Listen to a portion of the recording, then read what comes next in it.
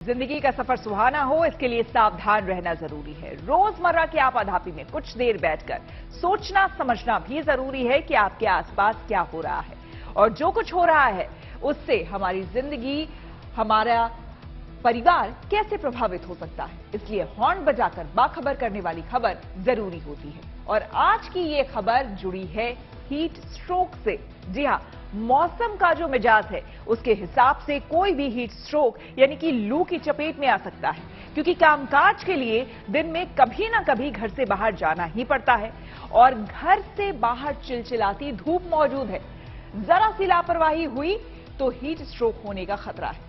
2 दिन पहले दिल्ली एनसीआर में पारा 46 डिग्री के पार चला गया और इसकी वजह से बड़ी तादाद में लोग बीमार पड़ गए।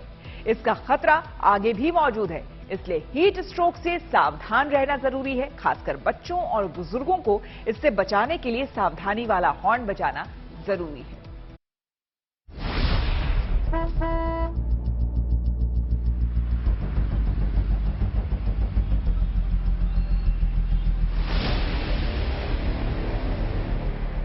मई के महीने में जब आसमान से आग बरस रही हो, गन्ने का जूस का सहारा होता है। झुलसाती हुई गर्मी में कोल्ड ड्रिंक या आइसक्रीम राहत देती है और जब गला सूखने लगता है तब ठंडे पानी की एक घूंट अमृत से कम नहीं होती।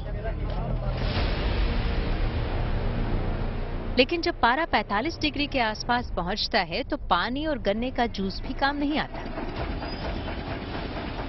घर में पंखे और कूलर बेअसर हो जाते हैं और सड़क पर गर्म हवा के थपेड़े चलना दूभर कर देते हैं। इस साल दिल्ली एनसीआर समेत लगभग पूरा उत्तर भारत ऐसी ही प्रचंड गर्मी का सामना कर रहा है और इसका परिणाम ये है कि बड़ी तादाद में लोग बीमार पड़ रहे हैं। पिछले दिनों सिर्फ गाजियाबाद में हीट स्ट्रोक यानी लू लगने की वजह से करीब 1100 लोग बीमार पड़े और 100 से ज्यादा लोगों को अस्पताल में भर्ती करना पड़ा। ऐसे मौसम में जरा सी लापरवाही हीट स्ट्रोक की वजह बन सकती है, जो जानलेवा भी साबित हो सकती है। इसलिए जरूरी है कि इसे लेकर सावधानी वाला हॉर्न बजाया जाए।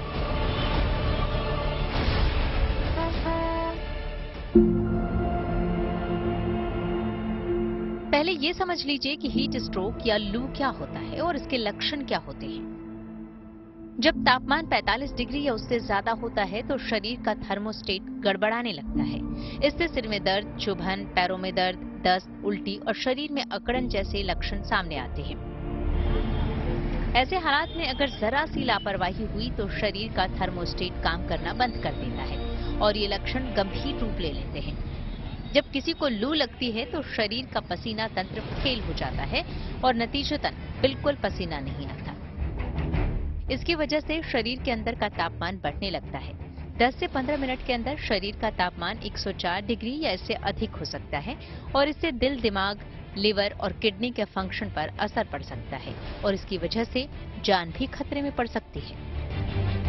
कई बार लोगों को समझ नहीं आता कि उनको लू लगी है, लेकिन अगर समय रहते इसे नहीं समझा गया तो परेशानी बढ़ सकती है।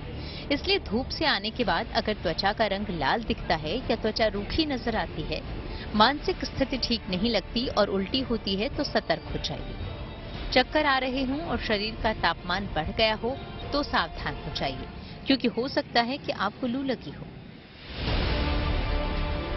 इसलिए शरीर को ठंड पहुंचाने के लिए कूलर या पंखे में बैठें, शरीर को ठंडे पानी के कपड़े से पोंछें, सिर पर आइस पैक या गीला कपड़ा रखें और शरीर में पानी की कमी न होने दें।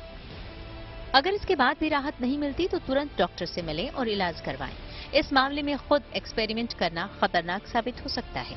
इसके साथ ही आपको समझना जरूरी है कि हीट स्ट्रोक की संभावना कब बढ़ जाती है। अधिक गर्म जगह पर लंबे समय तक रहने पर या ठंडे मौसम से अचानक गर्म जगह पर जाने से हीट स्ट्रोक की संभावना बढ़ जाती है। गर्म मौसम में अधिक एक्सरसाइज करना भी हीट स्ट्रोक का कारण है। गर्मी में अधिक पसीना आने के बाद पर्याप्त पानी नहीं पीने से भी हीट स्ट्रोक हो सकता है। अगर आप गर्मी में ऐसे कपड़े पहनते हैं जिनसे हवा पास नहीं हो रही या पसीना नहीं निकल पा रहा, तो इससे भी हीट स्ट्रोक की आशंका बढ़ जाती है। इसलिए प्रचंड गर्मी में हल्के रंग के और ढीले ढाले कपड़े पहनना जरूरी है। ज्यादा से ज्यादा पानी और लिक्विड डाइट लेना जरूरी है। इस मौसम में तेल, मसाले वाले खाने से परहेज करें। धूप में निकलने से बचें और निकलना पड़े तो शरीर को अच्छी तरह ढक के निकलें। सबसे अहम बात यह है कि बच्चों, बुजुर्गों और गंभीर बीमारी वाले लोगों को हीट स्ट्रोक ज्यादा नुकसान पहुंचा सकता है, इसलिए खास तौर पर इनका ख्याल रखें। हीट स्ट्रोक से खुद भी सावधान रहें, दूसरों को सावधान करने के लिए हॉर्न बजाएं।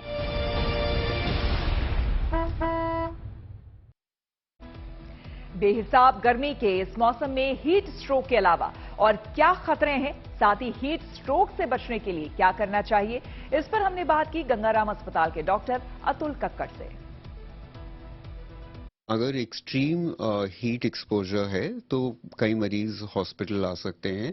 इसमें हीट एग्जॉशन है, हीट स्ट्रोक है, ऐसी कंडीशंस हैं जो कि एक्सट्रीम हीट सेंसिटिव जो शरीर होता है उसमें होती है, और इन कंडीशंस में हॉस्पिटलाइजेशन बहुत ज़रूरी हो जाता है। जब तक ज़रूरी नहीं है बाहर अवॉइड करना है, सबसे इम्पॉर्टेंट ये है। दूसरा, अगर ऐसा है तो छाता लेके जाएं या सिर को कवर करें ताकि एक्सट्रीम सनरेज नहीं पहुंचे हमारे शरीर में।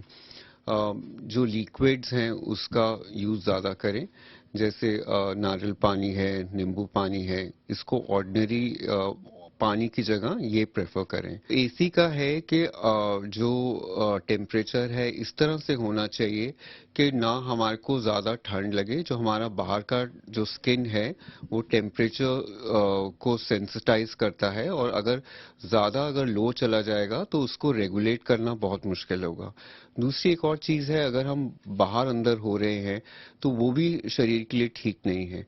तो अगर एक टेम्परेचर मेंटेन हो रहा है तो उसको वैसे ही रखें, एक्सट्रीम टेम्परेचर शिफ्ट नहीं होने चाहिए। जो ओल्ड एज है, जिनको प्रॉब्लम्स हैं किडनी की, ऑलरेडी डायबिटीज़ है, हार्ट की प्रॉब्लम है या फेफड़ों की है, उनमें ऐसी प्रॉब्लम्स होने में बहुत जल्दी अंदर डिहाइड्रेशन होता है और किडनी पे जोर हो सकता है, ब्रेन पे इफेक्ट पड़ सकता है।